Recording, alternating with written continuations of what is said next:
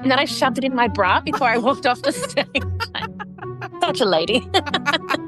I would do the same. Probably would have been all sweaty and paper mache by the end of the night. Wax on, wax off. Cigarettes. Excellent. Hello and welcome Midlifers. We're your hosts, Fons and Megs. And this is your weekly podcast where it's not self-help but more help yourself to a smorgasbord of nostalgia, laughter and a deep dive into the past. Welcome, Midlifers, to our 2025 Christmas special. And it's very special because we're actually going to have a guest on today's podcast. She is an award-winning singer from New South Wales, the lovely Sharnee Fenwick. Apart from being a singer, she's also a marriage and funeral celebrant, which is very interesting, and we'll get into it with her. And she's a Christmas lover. So we do a bit of a, would you say, deep dive, Mez, into the Christmas carols? Yeah, deep dive discussion, and we get to hear her sing a little bit of a Christmas song. Oh, just you wait, guys. So grab your tinsel, grab your baubles, and let's jump in. Yeah! Midlifers, we would like to introduce you now to Sharnee Fenwick. She is a beautiful Indigenous singer, a wonderful celebrant with so much soul and so much heart. Can we all give a big round of applause and welcome our gorgeous midlifer, Sharnee? I should have run in. We can always do it again. Thank you. I'm going to take you to all my gigs. You can introduce me from now on. 100%. It would be an honour. We are so happy to have you on. And look, I just want to say you wear so many hats. You're a singer, you're a celebrant, you're an MC. What truly fills your cup, Sharnee? So I've been in the music industry for nearly 30 years. And that, obviously has filled my cup a lot. Mm. About 12 years ago, I took 10 years off and just felt really lost musically. And I just wanted to become a mum and a wife. Yeah, so I went off and had my kids, then felt a little bit lost. I was like, I just was missing that creative thing, and got back into music and found that love again.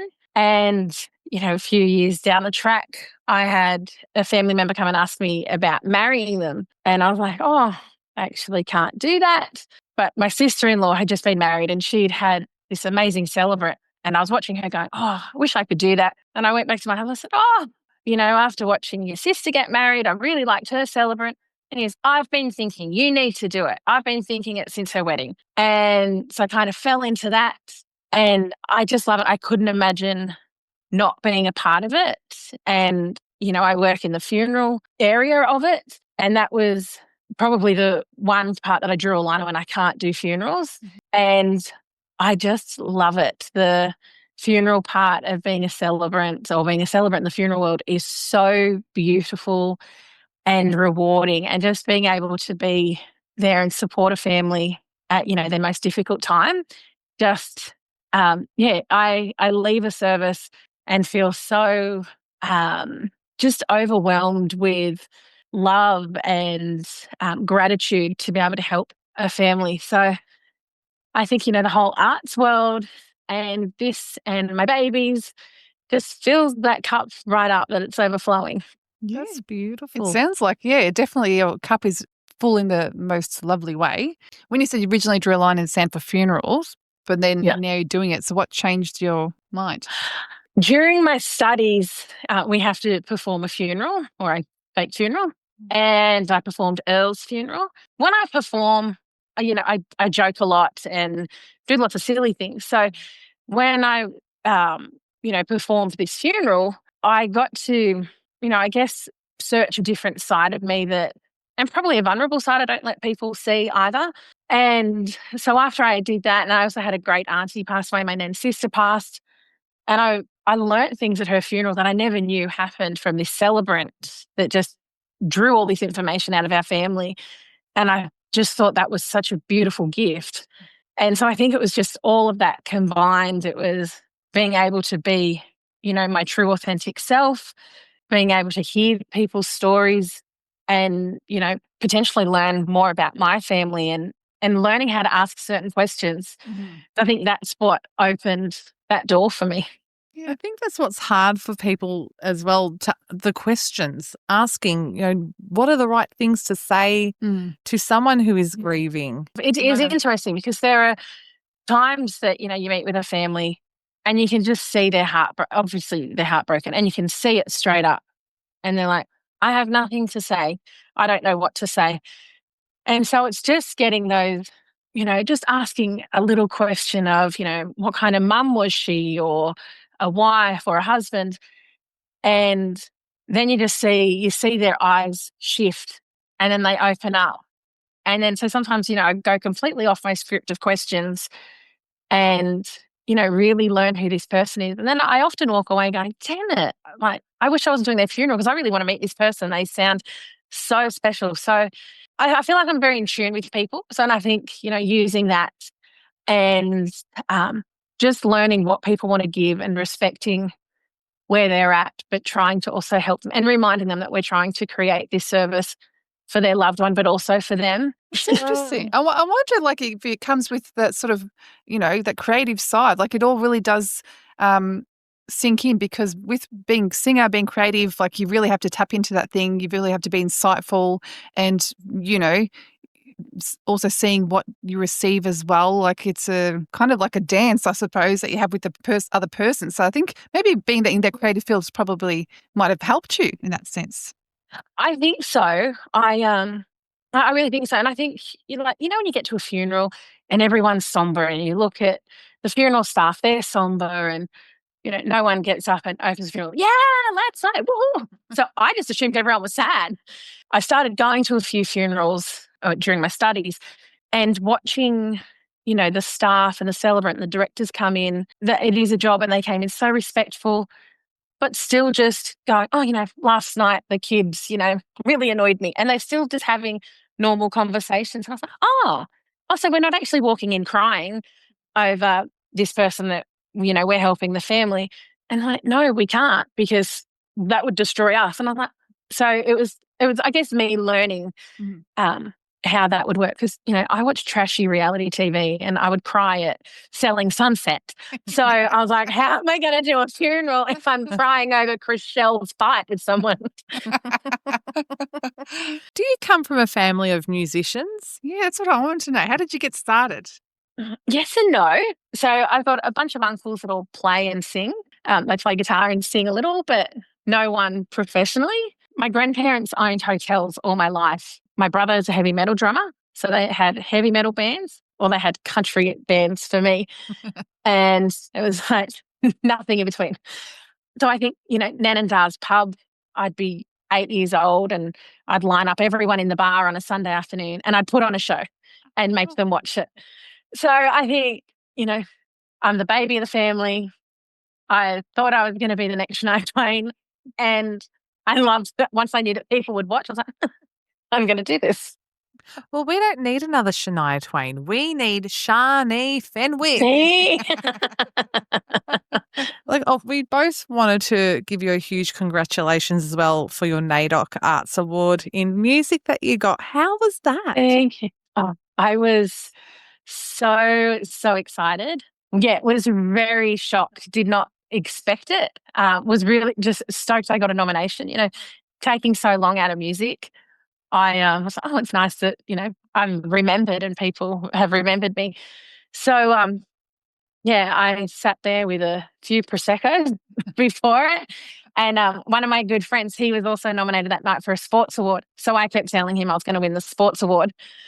And his category was before mine, and he didn't win. I was like, see, it's because I actually won it. We just pretended.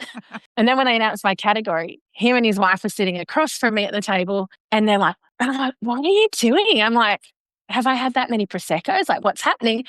And then they said my name, and then there's a camera right here at my face. I was like, oh. And then I got back and he goes, that's how I knew I lost, because there was no camera.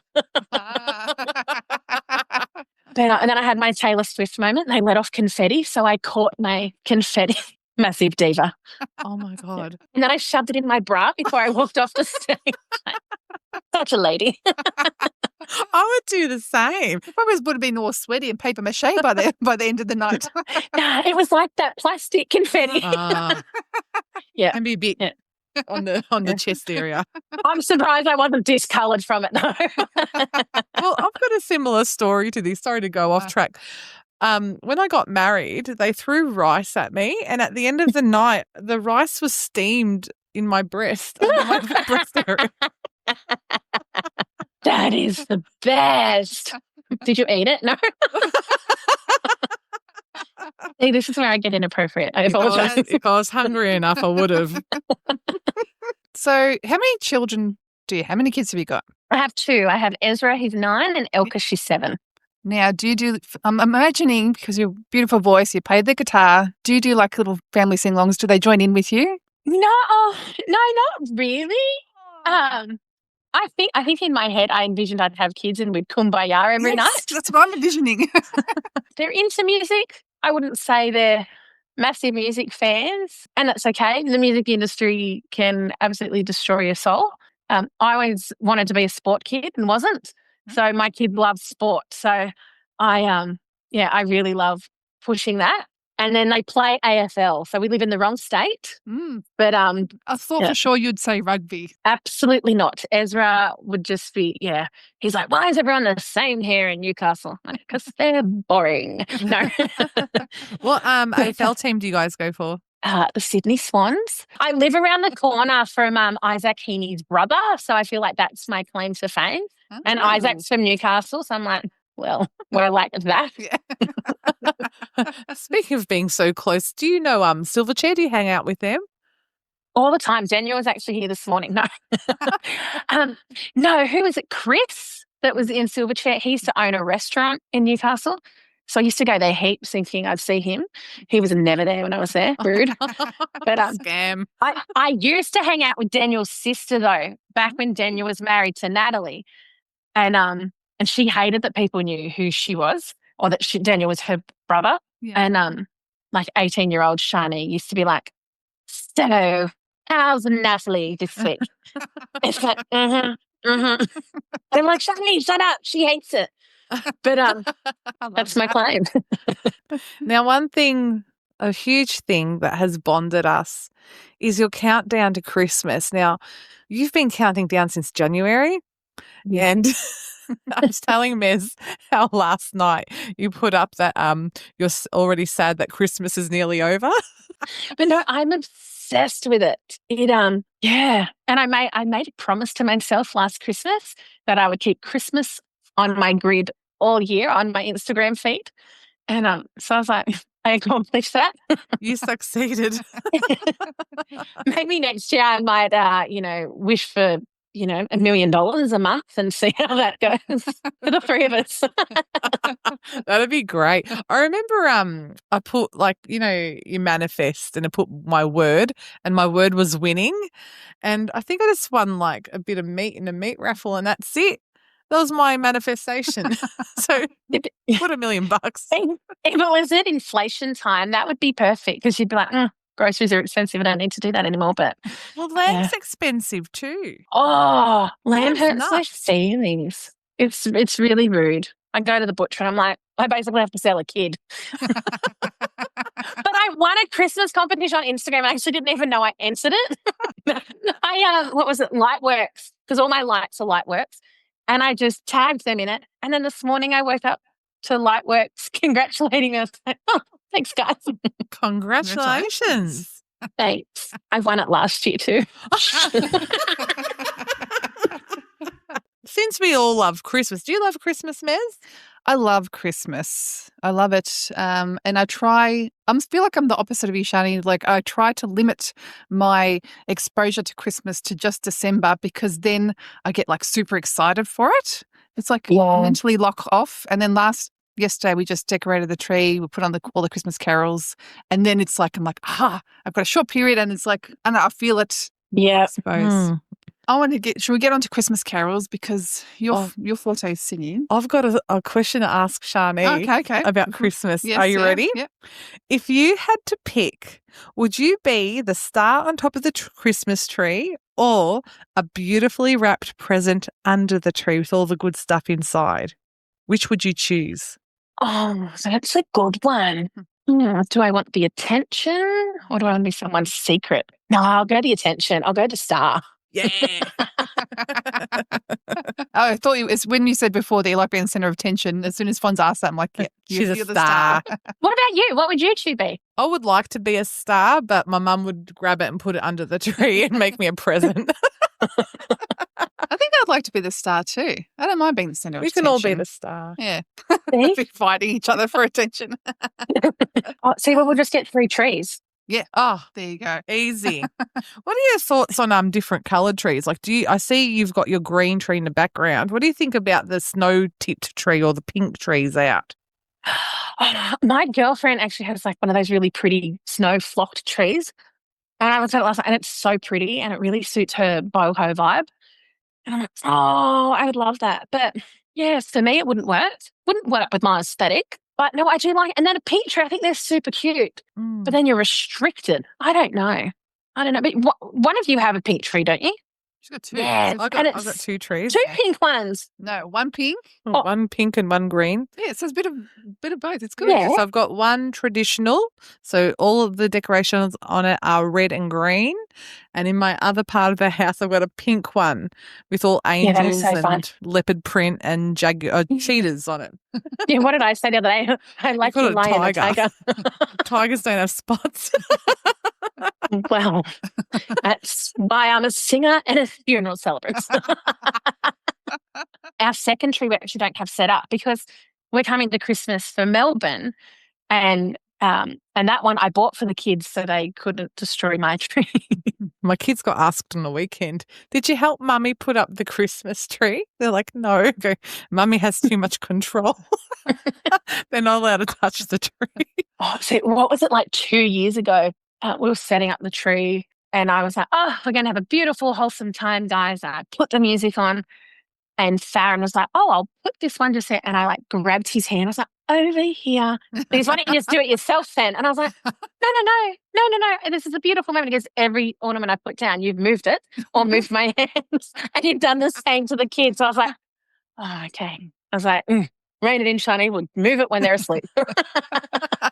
You know what? It's funny because my eldest is 14 now and my youngest is 8, and I've sort of relinquished some of that control. So I will. So when we went to do it this year, I said, like certain ones at the bottom, the smaller ones at the top, and I just let them do it, and they're pretty good.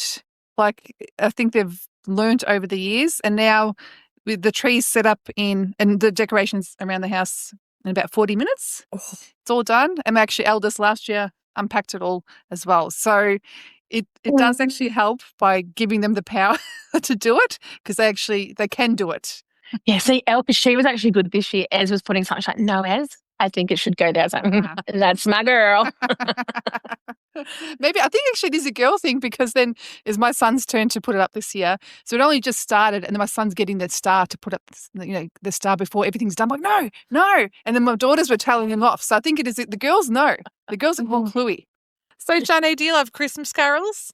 Love. Do you ever go to the carols by candlelight things like even around your area or in the domain? So they have a local one here in Newcastle that's they have a couple in Newcastle, but yeah, we go to one of the bigger ones, and that's always fun. It's like right on the lake, so it's just a really beautiful, nice evening.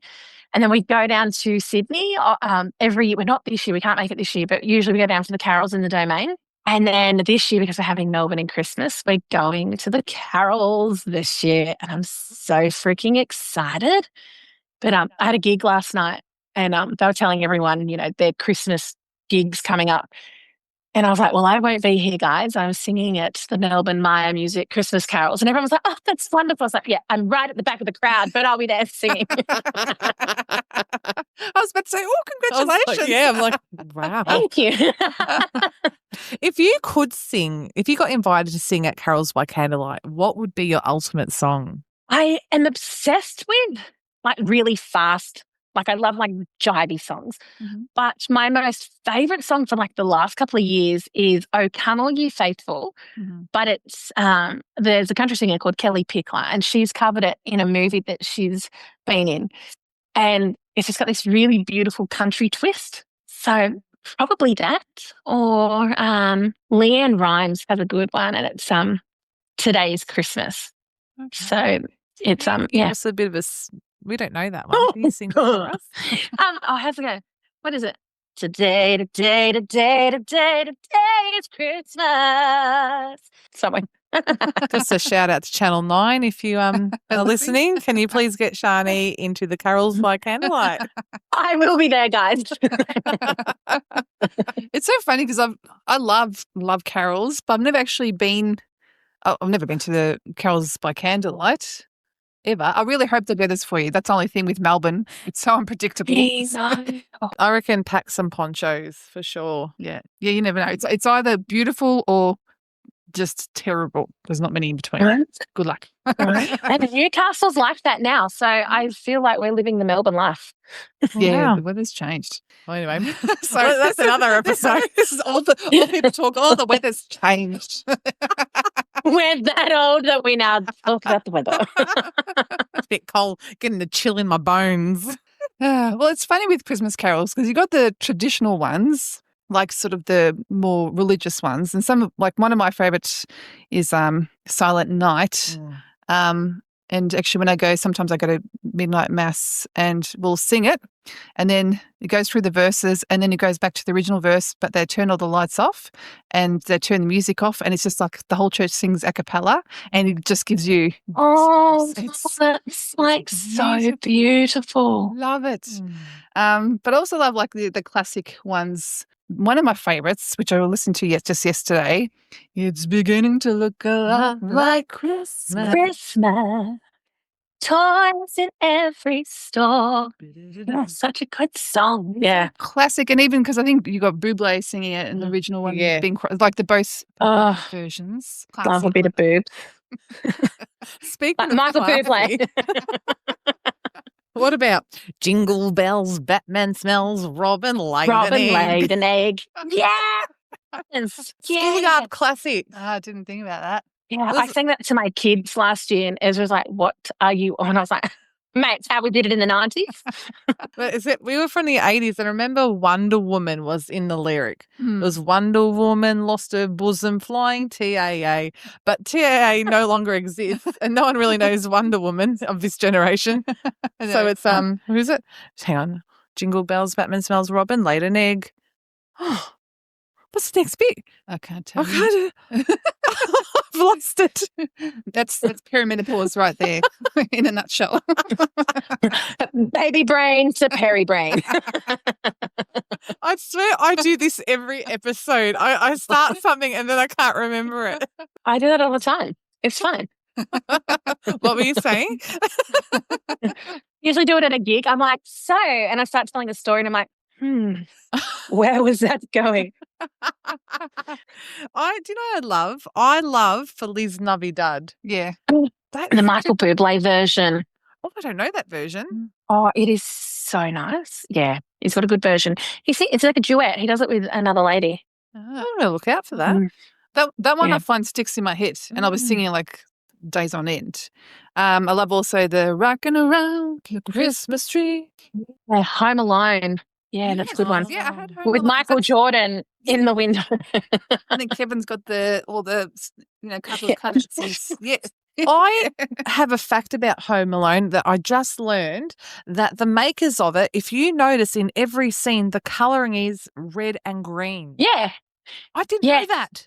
Yeah, I saw that too. That fun fact. I was like, oh, it is too. So smart. Like so much to make it a Christmassy. Christmassy. So like someone would be wearing a green jumper, red background, and it's just incredible. Yeah, because then they showed, I think when he was in the bathroom or something, and then that was red and green, and then his mum and dad's room, and I was like, oh, it really is. I know. Oh, that wallpaper, and then when you watch those movies from the 80s and 90s, just the house full of wallpaper, it's just like it's not pretty. Thinking of wallpapering our house. Do it. Go real tacky. Also from Home Alone, it's I don't know the name of the song, but when he leaves the church to start making gets me flustered, but in the best way. Yes. Yeah, I always feel my heart race hear that song, and I'm like, is he going to make it in time? So I know he feel like, does. if you're panicking, like doing the last minute Christmas shopping, like that's the music that internally your body's feeling. Yeah. I would It's love like to me see. every day I go to the Westfield. I was going to say, I'd love to see Westfield play that on Christmas Eve. Everyone's just going to lose their shit.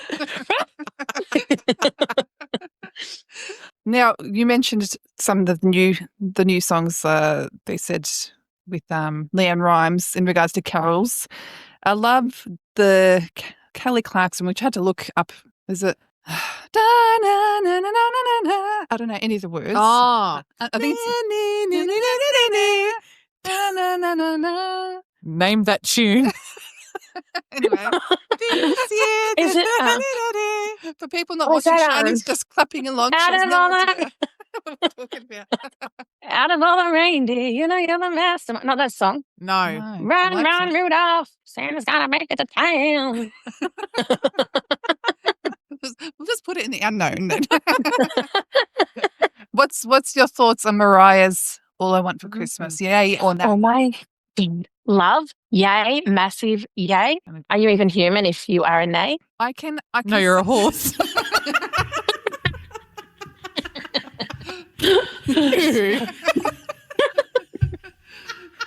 I love it, but I can see how people do get sick of it because I think with the thing on social media as well being like, it's time. Even my son the other year, who's that lady that's screaming? Like, it's a great song, but I can see how people get sick of it. But it's Christmas. Yeah. No. It is. Yeah. It's very Christmas. That's such a good album. I don't. And then the she album. released this. I just know that Right. song. Played that album hard since the 90s. That and the And then, but then she released a second Christmas album, and that one's not as good. yeah. One's enough. One's enough, Mariah. Yeah. No, don't hog the. Back it up. But she does do, on the second album, she does Old Lang Syne. And then that's like a real like techno-y fun version. That's fun. I like her version of that. We'll look out for that for our New Year's Eve special. You're welcome. Actually, one thing I remember, I spent Christmas overseas one year, and in Greece, in all the shopping centres, they pumped Wham's Last Christmas. Every shop I went to, the Greeks love Wham. Would not picture that. Can't no, that is so good. Since that trip, I've got a real affinity with Wham. And Last Christmas. Yeah, I've actually fallen in love with that song. I kind of went off that song for a little bit, but this year there's been heaps about that song and where they all did that big collaboration with Duran Duran and Free the world. yeah. Don't know it's Christmas time. Yeah. That's what I feel like we missed. The 80s had because you had Live Aid, then you had Yes. that sing along as well. We need a celebrity sing along for a good cause. All in auto tune. Yes. Yes. We have such a weird generation of music now. I went out last week and like all these young people that like I probably could have been their mother, they were dancing and singing like our music. And I was like, I was like, guys, back away. I've been there, done that. Then I was like, it's time to go. No, like the real version. I was like, oh, that's so cute. Look at you go. Thinking you're all cool. Look, I try to introduce my kids to music, but they won't have a bar of it. But going back to last Christmas, my daughter, the 14-year-old, obsessed with it. So she's got her list of Christmas music, but she's also got a list of about 15 Christmas movies she's got scheduled in to watch. I'm like, you better save some of them for me because she watches them on her own in a room. I'm like, no, I want to watch some with you. Yes. Oh, you remember Becky from Full House? Yeah. Like Uncle Jesse's girlfriend. So she's in this Christmas movie where there's like some portal to the North Pole. Like there's like an elf that works there. It's weird, but I love it. I'm just like, there's Jenny. It's just like Full House. I think you remind me of, was there a Christmas movie with Olivia Newton-John? It's called like A Mum for Christmas. Yes. Oh my gosh. And it has the Nan from Everybody Loves Raymond in it. Did it? Doris. Yeah, Doris. She was, I'm sure it was her. She was the shop lady. It was such a beautiful movie. Olivia Newton-John a mannequin? Or I'm confusing it with mannequin, but No, she was a mannequin, and the girl picked out of the wishing well a present, and then it was like, make your wish or whatever, and she wished for a mum for Christmas because her mum had died.